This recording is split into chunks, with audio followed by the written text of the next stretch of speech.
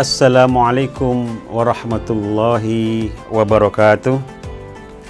Hamdan wa syukranillah, wassalatu wassalamu ala rasulillah wa ala alihi wa sahbihi wa man walah, amma ba'du.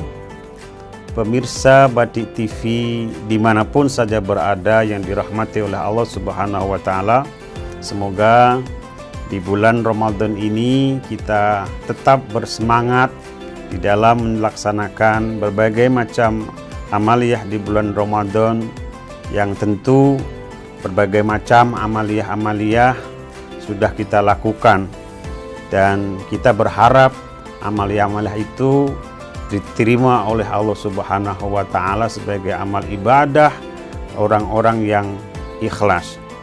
Namun demikian, pemirsa yang dirahmati oleh Allah Subhanahu wa Ta'ala, seringkali kita kurang memperhatikan ada beberapa hal yang bisa menjadikan amaliyah kita ini tertolak.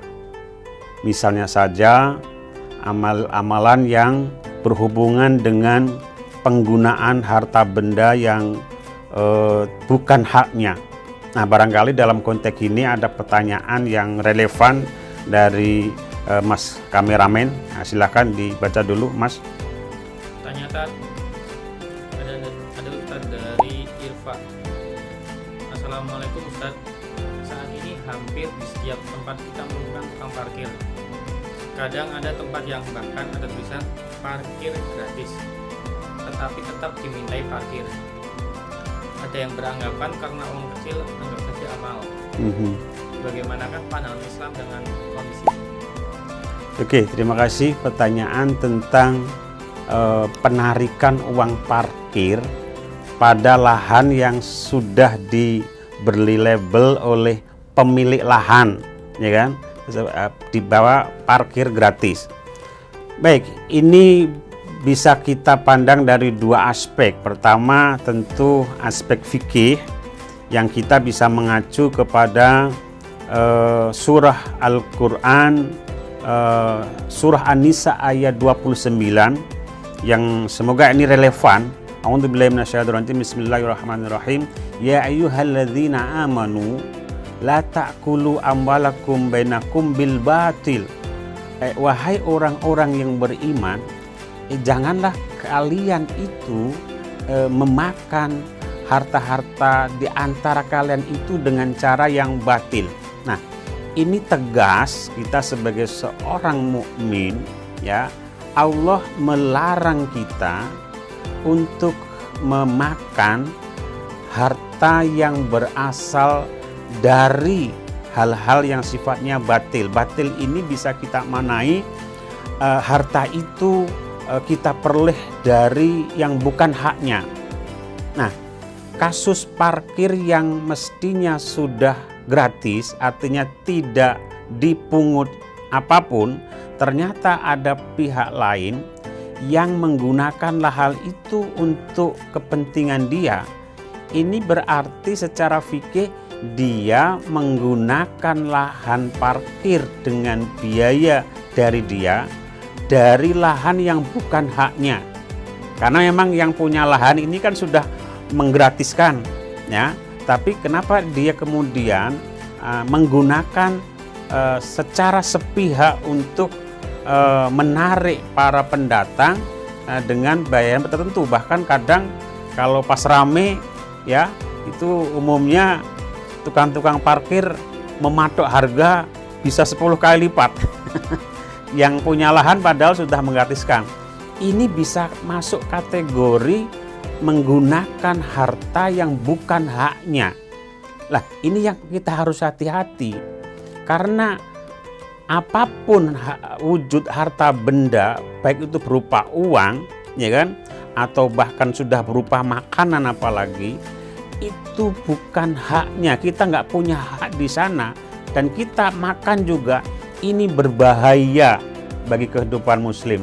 Satu, secara fikih itu haram, dan yang kedua, dampak dari hal-hal yang batil yang diharamkan itu apabila dikonsumsi oleh yang bersangkutan, apalagi menjadi nafkah keluarganya, ini berbahaya. Berbahayanya apa? Satu hadis dari Rasulullah SAW memberikan warning kepada kita, man akala luqmatan min haram, ya, siapa saja orang yang memakan makanan yang berasal dari sumber yang haram, tidak halal, ya kan, bukan haknya, berarti kan dia tidak halal. Lam yuqbal amaluhu wa salatuhu arba'ina yawman. Amal ibadah termasuk sholat orang itu bisa tertolak selama 40 hari 40 malam. Sekali lagi, Rasulullah menegakkan satu suap saja makanan yang berasal dari sumber yang tidak halal menjadikan amaliyah kita selama 40 hari 40 malam tidak diterima oleh Allah Subhanahu wa taala. Naudzubillah. Ini penting sekali kita perhatikan warning dari Rasulullah bahwa sumber-sumber rezeki yang kita dapatkan apabila tidak jelas itu menjadikan amaliyah ibadah kita 40 hari tertolak. Ramadan hanya 30 hari. Hanya gara-gara misalnya satu suap saja, Ramadan 30 hari ditambah 10 hari lagi, amaliyah kita sia-sia. Tidak rugi kita.